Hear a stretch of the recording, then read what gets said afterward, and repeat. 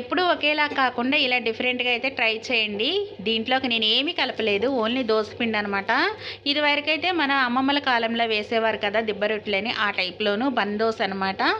ఒక మందపాటి బాండీ తీసుకొని ఆ బాండీలోకి 3-4 స్పూన్ల ఆయిల్ అయితే వేసుకున్నాను. ఆయిల్ వేడైపోయాక బాగా పొగలొస్తుంది కదా, అప్పుడు వచ్చేటప్పుడైతే దీంట్లోకి దోసపిండి అయితే వేసేసుకోవాలండి. ఒక 4-5 గరిటెలు అయితే వేసేసుకొని దోసపిండి ఇలా చూపిస్తున్నట్టుగా మందపాటిగా అయితే ఉంచుకొని కాల్చుకోవాలన్నమాట.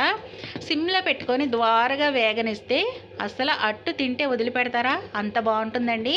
నేను ఇందులోకి కాంబినేషన్గా టమాటా చట్నీ అయితే చేశాను. టమాటా చట్నీలో ముంచుకొని తింటే ఉంటుందండి, అస్సలు టేస్ట్ అయితే మనం మర్చిపోలేమన్నమాట. ఒక్కసారి అయితే మీరు ఎవరు తినని వాళ్ళు ఉంటే ఒక్కసారి ఇలా వేసుకొని తినండి.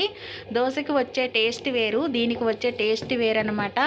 అసలు అట్టు చూస్తుంటే చూడండి బంగారు రంగులోనూ అసలు ఎంత బాగుందో కదా, కలర్ఫుల్గా ఉంది కదండి. నాకైతే టెంప్టీగా ఉందనమాట, నేనైతే తినేస్తున్నాను. సూపర్గా ఉండిందండి. మీరు కూడా చేసుకోండి, మీకు ఎలా కుదిరిందో నాకు కామెంట్లో షేర్ చేయండి. మన ఛానల్ లైక్ చేసి సబ్స్క్రైబ్ చేయండి. బాయ్ అండి.